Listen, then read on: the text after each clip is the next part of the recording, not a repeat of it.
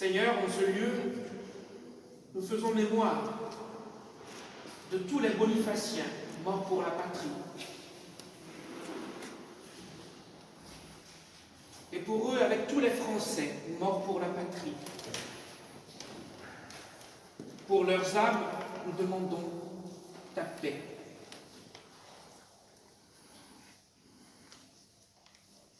Pour les mérites et les fruits obtenus par leur sacrifice, au nom de la liberté, de la justice et de la paix, nous te demandons de nous inscrire dans le prolongement de cette quête. Que nous soyons toujours au service de la justice et de la paix. Que nous en soyons des artisans, dignes comme tu l'as voulu. Pour eux, pour toutes ces âmes, et pour toutes celles qu'elles portent, nous te disons, notre Père qui es aux cieux.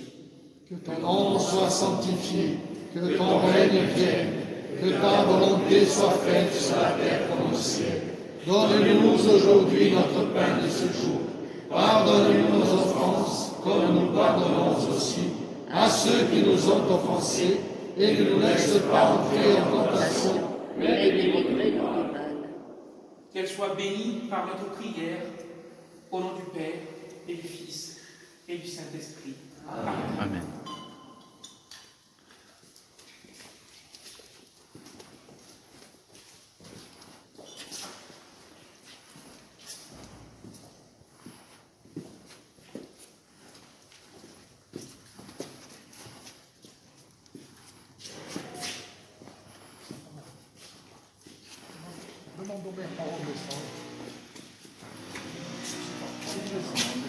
Normal, mais on passe devant Diaron.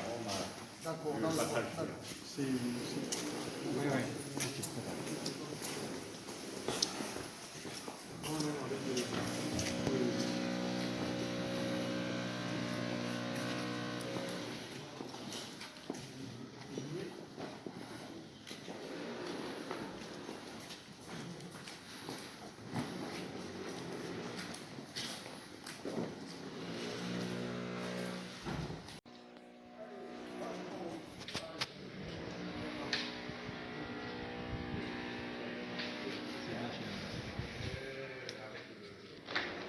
Il n'y a pas contre-jour là.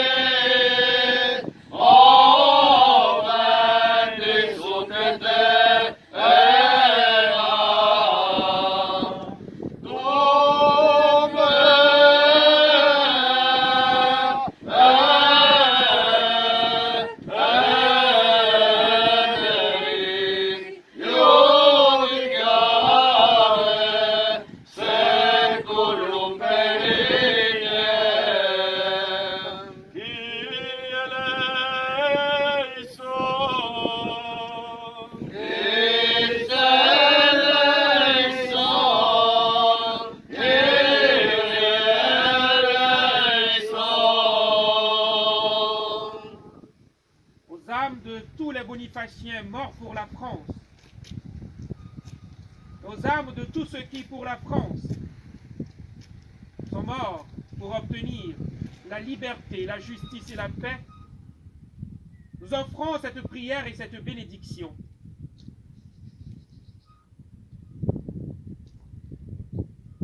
Qu'elle soit admise dans la paix et la lumière pour laquelle ils se sont battus, et que pour nous soit perpétuée leur médiation et les grâces qu'ils nous obtiennent pour continuer à être des artisans de paix et de justice.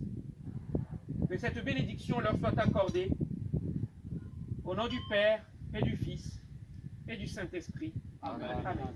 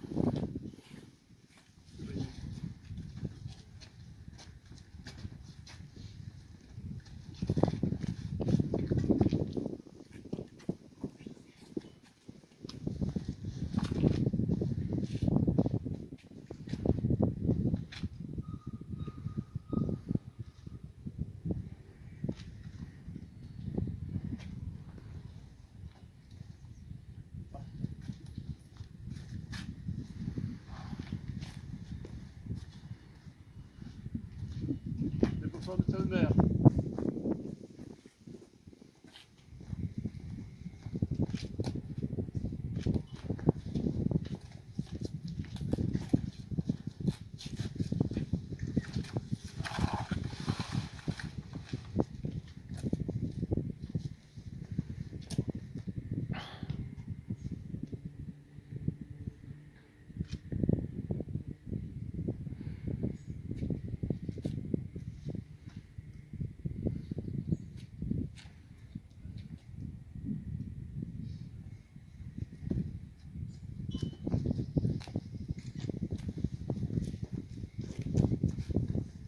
Lecture de Saint-Mère.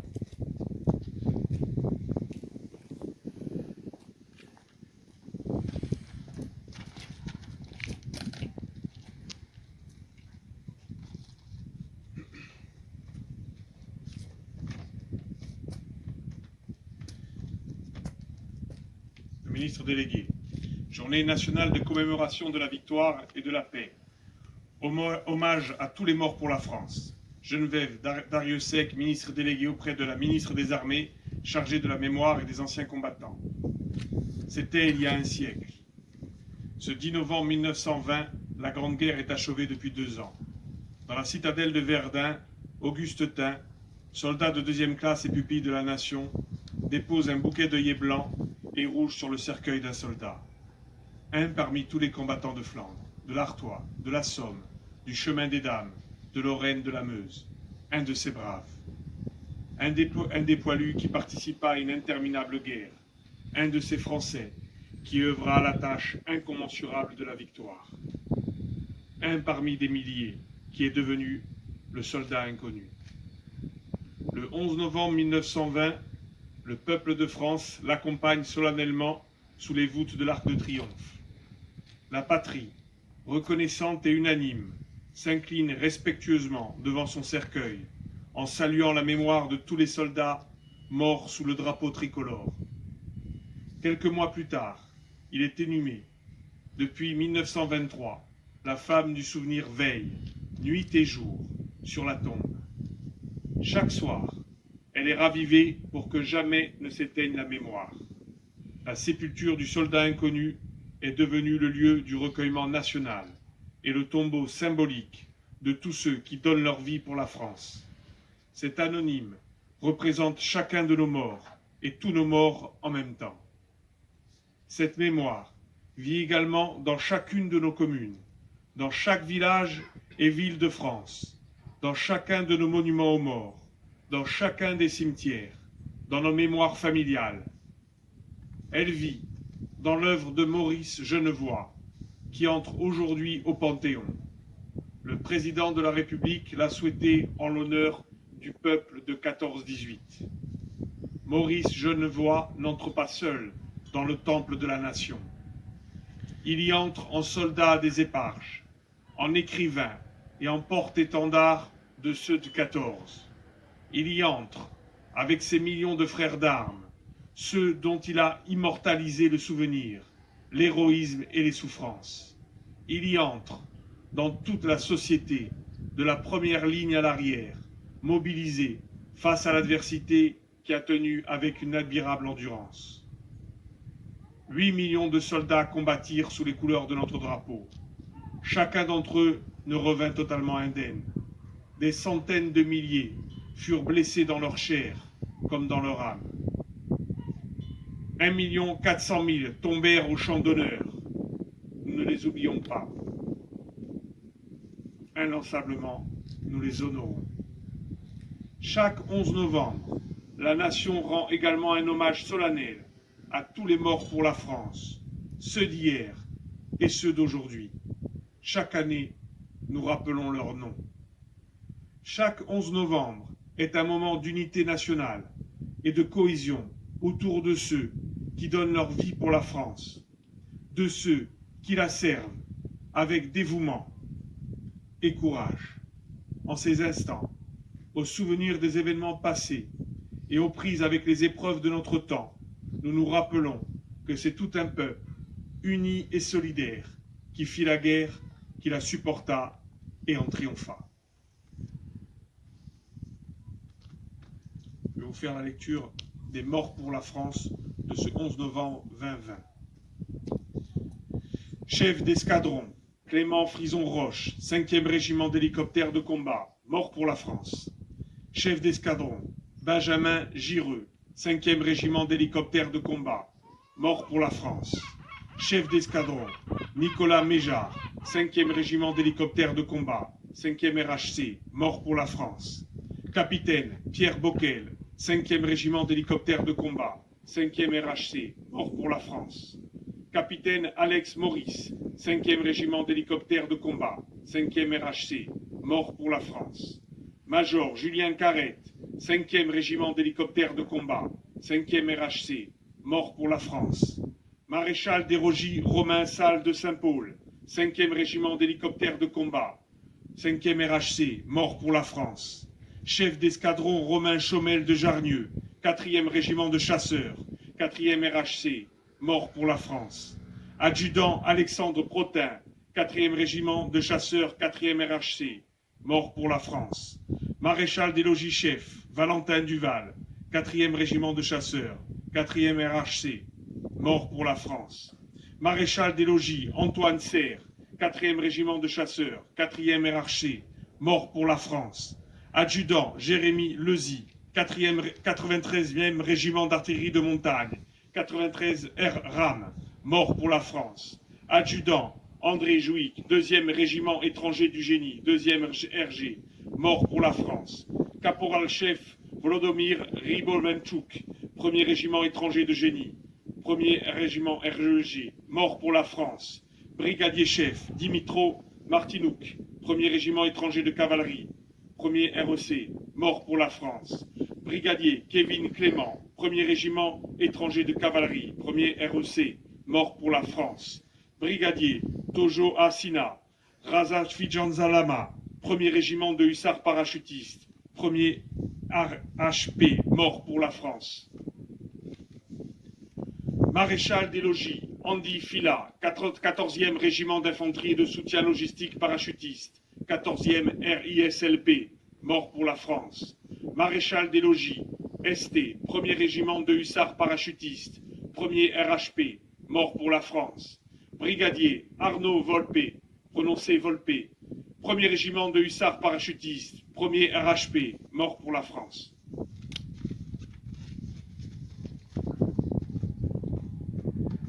Je vous remercie.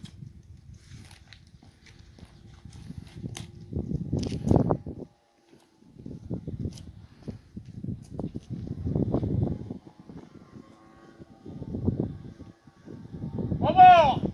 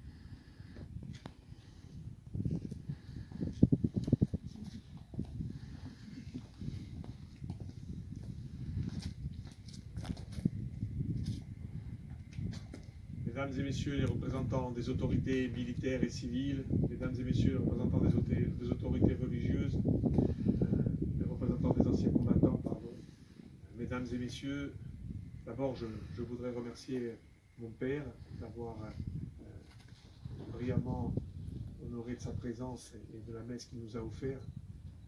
Mon père, comme d'habitude, je voudrais vous dire que d'abord c'est, et vous le savez, j'aime bien le dire, une délectation de vous entendre vous exprimer dans notre langue, vous, l'Africain, mais je crois qu'elle n'est jamais aussi belle la langue française que quand un Africain la pratique et la pratique avec cet art. Sur la forme, c'est déjà remarquable. Sur le fond, je n'ai pas grand-chose à ajouter à ce que vous avez dit, si ce n'est que, évidemment, cet idéal de paix est celui que nous poursuivons tous. Nous avons depuis 2 jours eu la chance de pouvoir écouter aussi et suivre l'histoire de peut-être du plus grand homme des Français, le général de Gaulle, dont on peut dire que même si on ne partage pas l'entièreté de son action politique, ce qui est mon cas, mais il n'empêche que je suis un gaulliste parce qu'il a été un homme remarquable. Il a été de ces hommes qui ont su transcender les clivages et les idées lorsque l'unité de la nation était nécessaire, dans ce même idéal de paix que celui que vous avez défendu, que celui que nous devons défendre les uns et les autres. Je voudrais dire aujourd'hui, je n'ai pas eu à préparer parce qu'il suffisait de vous entendre et il suffisait de m'inspirer de ce que j'entends depuis 2 jours pour dire la chose suivante. Évidemment, on a parlé certaines fois de drôles de guerre. J'ai envie de vous dire quel drôle de moment que nous vivons en ce moment, surtout. L'idéal que vous avez évoqué dimanche dernier, que vous avez évoqué aujourd'hui, je crois que c'est à la fois l'idéal de la religion que vous incarnez et que vous représentez, mais c'est aussi l'idéal aujourd'hui de la nation, cet idéal d'unité qui doit être le nôtre pour faire face à ces défis qui seront peut-être qui seront différents de ceux que nous avons connus par le passé, de ceux que nous honorons aujourd'hui. Et bien sûr, je pense à tous ces bonifaciens qui ont donné de leur vie pour que nous puissions vivre encore en liberté. Mais je dirais que j'ai comme l'impression que les défis qui nous attendent, ils seront différents. Que malheureusement, les guerres qui nous attendent, elles sont différentes. Elles existent, elles ont souvent été menées. Aujourd'hui, nous menons une guerre contre un virus à l'échelle de la planète. Cette guerre qui fait des millions de morts, nous devons la mener dans l'unité. Vous l'avez dit aussi, vraisemblablement, le seul verdict que nous pouvons tirer jusqu'à aujourd'hui, c'est que personne n'a de certitude, c'est qu'il n'y a pas de vérité absolue en la matière, et que nous espérons tous, je le dis souvent, du plus haut sommet de ceux qui décident à l'échelle de la planète jusqu'au plus humble que nous sommes lorsque nous gérons des petites communes comme Bonifacio, nous espérons simplement que les choix qui sont faits sont des choix dans l'intérêt supérieur de la santé publique, de l'intérêt général, du bien-être des gens qui ont à prendre des décisions. Et puis, il y a aussi cette autre guerre que nous menons depuis maintenant aussi fort longtemps contre l'islamisme. Cette guerre-là aussi, nous allons devoir la mener, et elle est différente. Elle fait des ravages. Je crois que j'ai malheureusement égrené le nom de tous ces militaires tombés pour la France et au combat, que nous devons honorer. Et puis il y a tous celles et tous ceux que nous honorons à travers le Bleuet aussi, et qui sont les victimes du terrorisme. Cette nouvelle guerre, tout aussi barbare, tout aussi sanglante, que nous devons affronter, et pour laquelle je crois qu'il n'y a pas de gauche, il n'y a pas de droite, il n'y a pas les gentils et les méchants, il y a la nécessité de faire l'union face à la barbarie, pour la combattre pied à pied, pour que le seul idéal qui vaille, c'est celui de la liberté, de l'égalité, et celui qui me paraît être essentiel par les temps qui courent, celui de la fraternité. C'est pour toutes ces raisons que je vous remercie de votre présence. Je crois qu'il est important que nous puissions nous retrouver, que nous puissions transmettre aux générations futures, bien sûr, dans des conditions qui ne sont pas optimales aujourd'hui, mais c'est pour cela aussi que nous devons nous retrouver tous ensemble, et que je remercie encore une fois, comme je le fais à chaque commémoration, en particulier les anciens combattants, les personnes qui ont connu, les personnes qui incarnent aujourd'hui ce souvenir et qui doivent le transmettre aux générations futures pour qu'il n'y ait plus jamais ça. Merci beaucoup, vive la République, vive la Corse et vive la France. Merci beaucoup.